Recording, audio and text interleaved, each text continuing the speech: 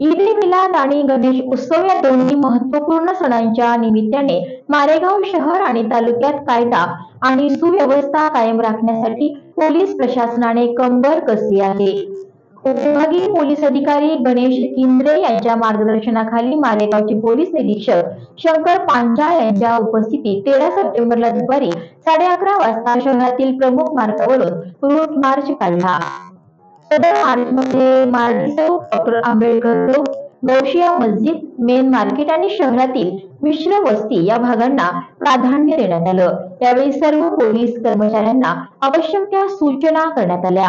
या फेरीमध्ये 1 पोलीस निरीक्षक, 4 पोलीस उपनिरीक्षक, 21 पोलीस अंमलदार, 22 होमगार्ड्स जवान आणि 1 पोलीस मुख्यालय सुरक्षा दल कर्मचारी सहभागी झाले होते। पोलीस प्रशासन आणि दोन्ही सणांना शांततेत पार पाडण्यासाठी प्रयत्नशील असून नागरिकांनाही सहकार्य करण्याचं आवाहन करण्यात आलं आहे।